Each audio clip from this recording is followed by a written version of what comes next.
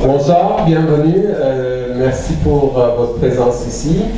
Ce soir, nous avons deux invités d'honneur, donc je vais passer le microphone à Dr Tarabi qui va nous présenter le premier conférencier. Bonsoir à tous. Je vous présente mon cher ami de lycée qui est devenu le grand professeur Ozarmouche, chef de service de chirurgie cardiaque de l'hôpital du CHU de Saint-Étienne, qui va nous présenter ses travaux sur la chirurgie par mini-thoracotomie de la valve mitrale. Donc c'est une innovation dont il va nous expliquer les tenants et aboutissants ce soir. Bonne soirée, donc je vous laisse dans les mains du professeur.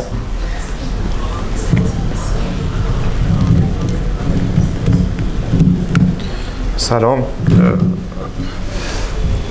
Je vais parler en français aussi du coup. Je suis très honoré de pouvoir venir un petit peu devant la communauté iranienne à Paris pour pouvoir un petit peu me présenter, puis présenter les travaux qu'on fait.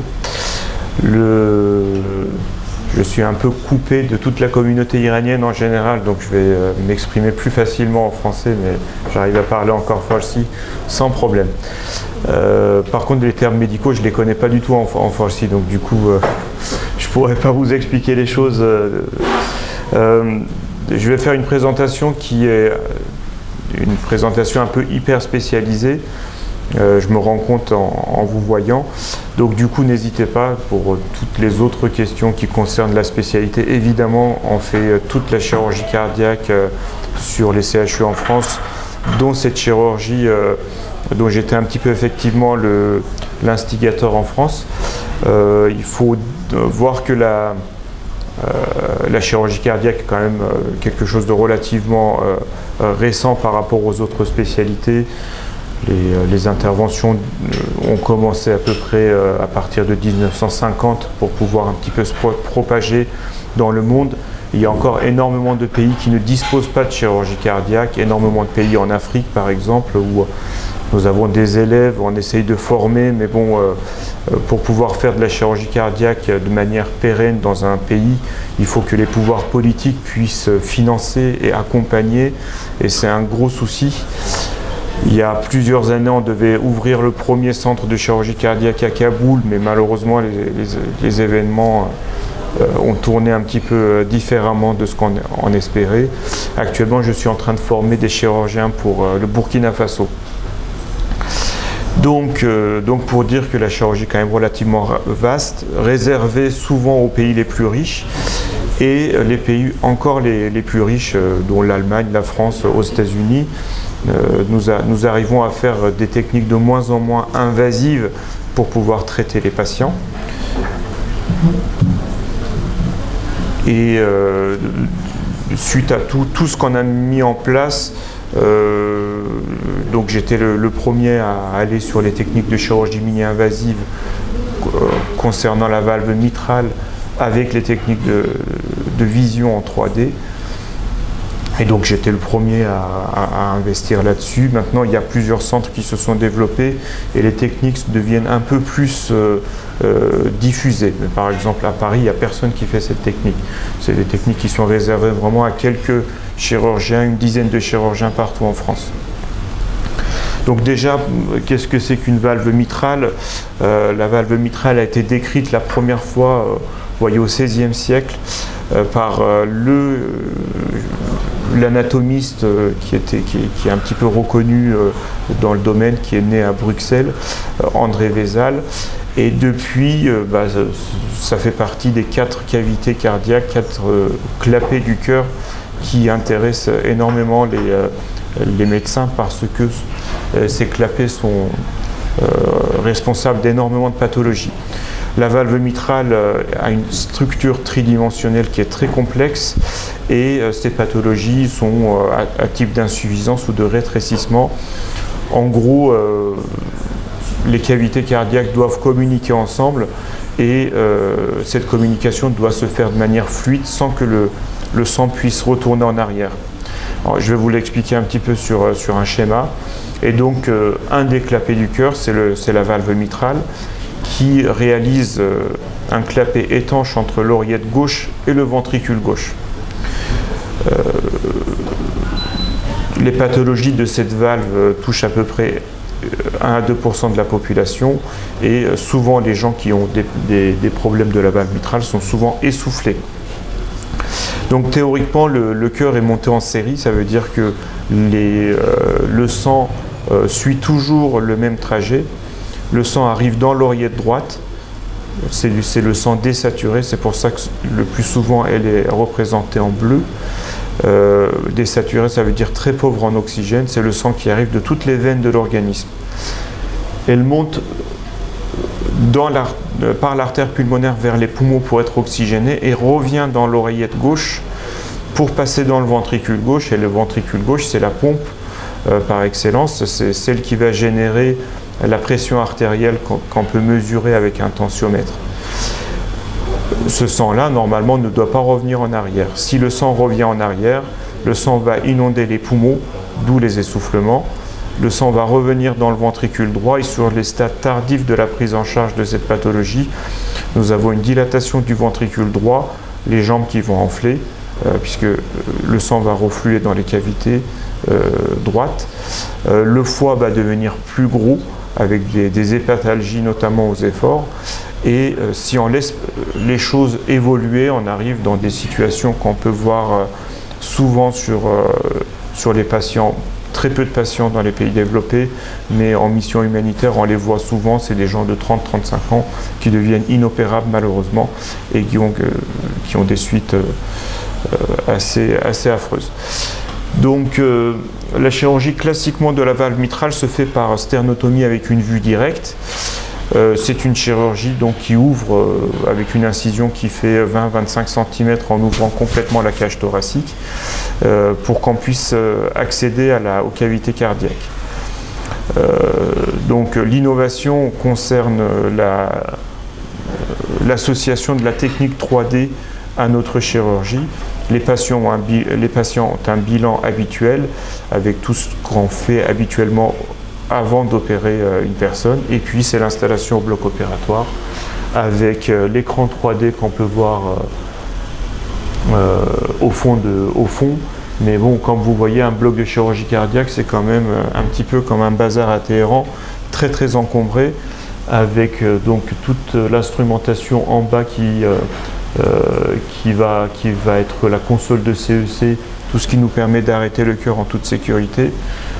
Toute l'installation des anesthésistes qu'on voit sur la gauche de l'écran. Donc le respirateur, la console de CEC, donc c'est la circulation extracorporelle. C'est la machine qui va remplacer le cœur et le poumon des patients pendant l'intervention, avec laquelle on peut réchauffer ou refroidir les patients. Par exemple, quand les patients arrivent en état d'hypothermie très avancé, aux alentours de 20-25 degrés, on peut réchauffer les patients avec ces techniques-là. La table d'instrumentation, l'écran, donc la colonne vidéo 3D, le répétiteur pour que l'instrumentiste puisse regarder aussi et suivre l'intervention, l'échographe. Donc le patient est installé avec les techniques habituelles d'analgésie, parce qu'on fait très attention à la douleur. La douleur est malheureusement très peu prise en charge globalement au monde, et l'adage classique, c'est de dire le malade n'a jamais mal, mais bon, nous on fait quand même des blocs dédiés pour pouvoir avoir une analgésie la plus complète possible. Le sondage urinaire, évidemment, comme pour tous les patients de chirurgie cardiaque. L'échographie 3D. Les traits qui vont être notés sur le patient pour permettre de voir les artères fémorales, puisque vu qu'on fait une toute petite voie d'abord, on a besoin d'installer la circulation extracorporelle sur l'artère et la veine fémorale, donc en bas. Et le trait de sternotomie est quand même toujours noté, parce qu'en urgence, si jamais on voit que quelque chose se complique, on peut revenir sur une sternotomie pour rattraper le coup. Les différents traits pour pouvoir introduire les trocars et les incisions qui sont notés. Et une fois que tout ça c'est fait, on met les champs opératoires pour pouvoir démarrer l'intervention.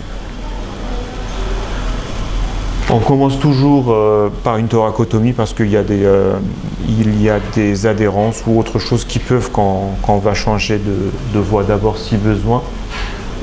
Une fois qu'on est sûr que cette technique est réalisable sur le patient, c'est 99% des malades, on fait une incision du Scarpa et puis on commence l'intervention. Et une fois que c'est installé, ça ressemble à ça. On a un rétracteur de tissu qui va nous permettre d'ouvrir l'espace intercostal sans toucher l'os qui est là, et les trocars avec la caméra 3D qui est introduit dans le thorax également.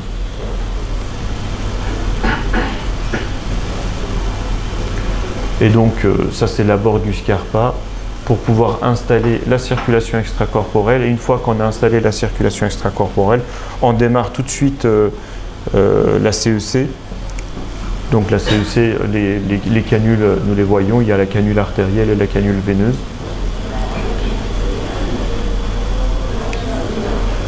Et après, il faut arrêter le cœur. Pour arrêter le cœur, ça ne peut pas se faire comme ça tout directement. Le cœur s'arrête avec des solutés de protection qu'on appelle la cardioplégie. Et cette cardioplégie va être injectée directement dans les coronaires et on va refroidir le patient à ce moment-là aux alentours de 32 degrés pour pouvoir faire l'intervention. Et donc après, la valve mitrale, c'est juste un clapet. Hein, toutes ces artifices techniques nous permettent d'accéder à une cavité cardiaque pour pouvoir faire l'intervention. Sinon, en vrai, elle ressemble à ça. Donc ça, c'est par exemple une maladie de Barlow. On voit le pilier au fond, on voit là, la vue c'est sur ce qu'on appelle la grande valve mitrale, et puis on fait les résections sur les différentes cavités. Et puis après, le résultat doit être fixé dans l'espace. On utilise cet anneau qui s'appelle un anneau de Carpentier, qui va permettre de stabiliser la réparation. L'anneau de Carpentier a été inventé notamment par Alain Carpentier, qui est un chirurgien français qui est encore en vie, qui est un de mes formateurs et qui a vraiment révolutionné la chirurgie cardiaque sur plusieurs niveaux, notamment sur le niveau des valves. Donc la valve doit être étanche, donc ce qu'on fait c'est des tests à l'eau, ça veut dire qu'on remplit les cavités cardiaques avec de l'eau et on teste l'étanchéité avant de pouvoir déclamper. Déclamper, ça veut dire remettre le cœur en activité et donc du coup la vue chirurgicale, je suis désolé, Jean-Petit, il y a ton fils, mais je ne sais pas s'il regarde, mais enfin bref, ça c'est une vue chirurgicale avec la vidéo 3D, on dirait que c'est ouvert, mais en fait il y a une toute petite ouverture, on va regarder les cicatrices après, de 3 cm en général. On peut utiliser aussi les techniques de néocordage à côté pour pouvoir, enfin c'est un peu après, un peu trop détaillé. Même dans le monde des chirurgiens cardiaques, il y en a qui ne maîtrisent encore pas ces techniques-là. La technique peut aussi nous aider à aller enlever les tumeurs cardiaques. Ça c'est par exemple un myxome de l'oreillette gauche.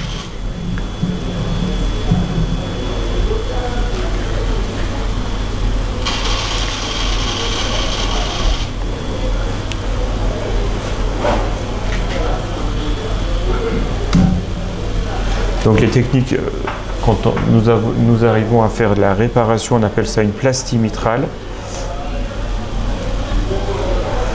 Et sinon, il y a les prothèses habituelles que nous pouvons utiliser pour faire des remplacements de la valve. Donc il y a une valve mécanique et une valve biologique. La valve mécanique, c'est une valve avec des ailettes en alliage, utilisée principalement chez les patients jeunes, et la valve biologique chez les patients de plus de 60 ans. L'avantage de la valve biologique, c'est que ça mime les tissus des personnes. Celle-ci elle est faite avec du péricarde, c'est une valve porcine. On peut utiliser aussi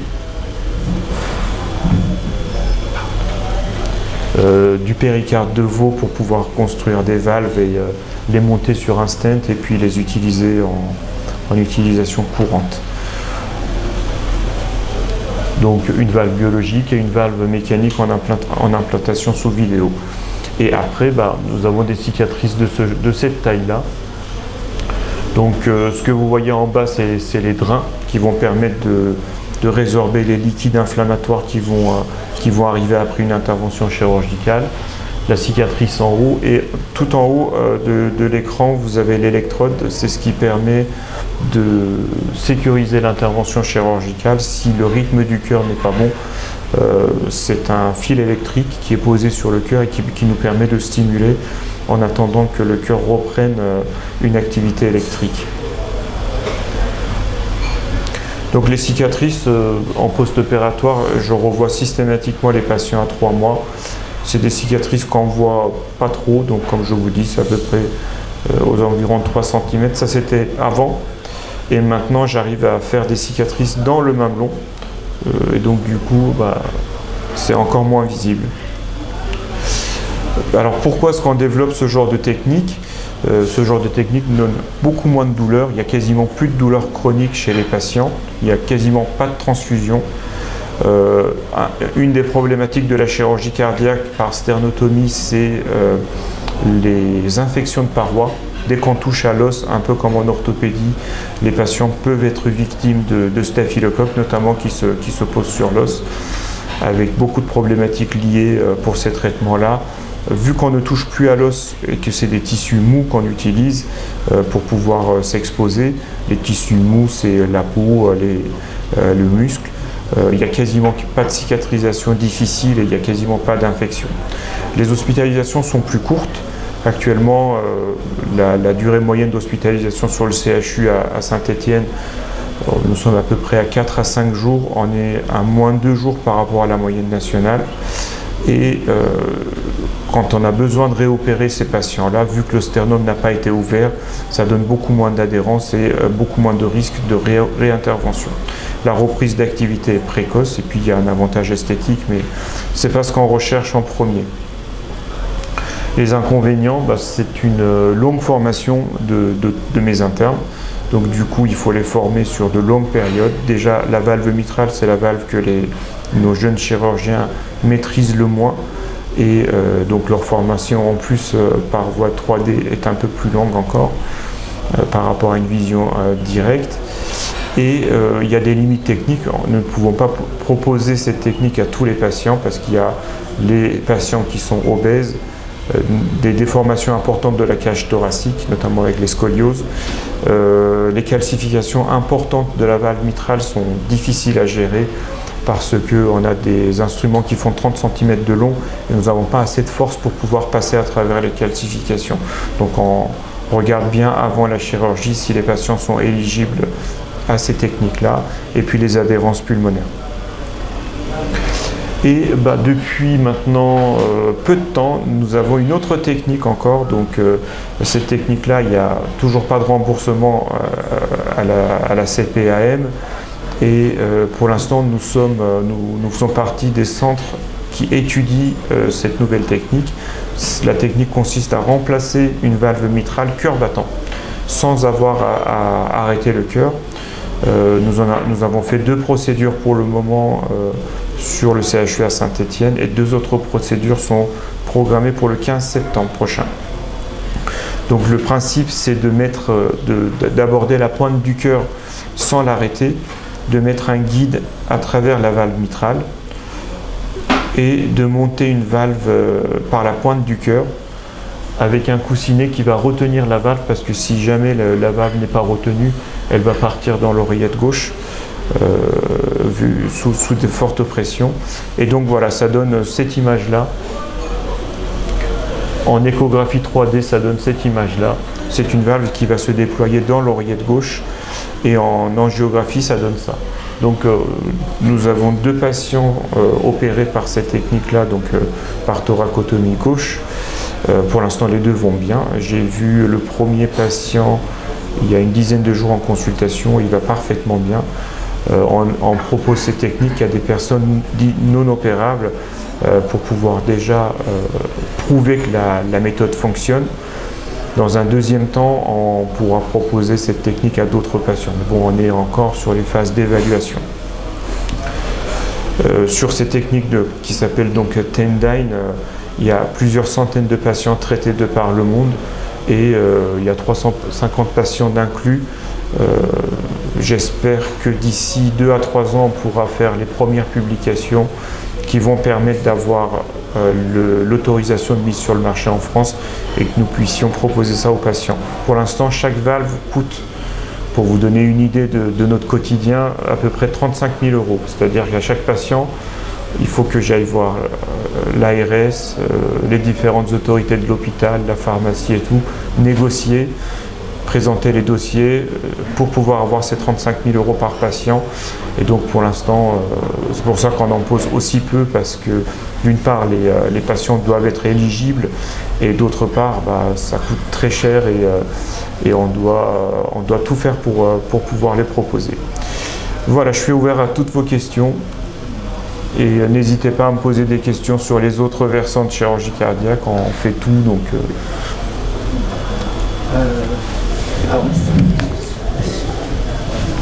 Bon, merci pour cet exposé, c'est bluffant, bravo. D'abord merci d'être venu ce soir, nous honorer de ta présence. Je vous rappelle que Kassra vient de Saint-Étienne, donc il a fait tout ce chemin pour nous présenter ses travaux. Une technique très peu traumatisante, alors que la chirurgie cardiaque est réputée être extrêmement traumatisante.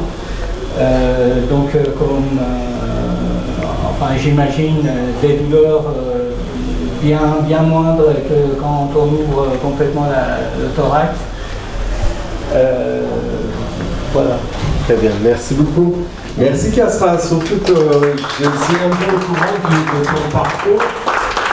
C'est un peu le cas de pas mal d'Iraniens qui sont partis en 79 et qui ont parcouru un chemin qui n'était pas facile pour arriver au niveau où vous êtes arrivé. Comme je dis, on est tous morts de faim, donc Merci beaucoup. De rien.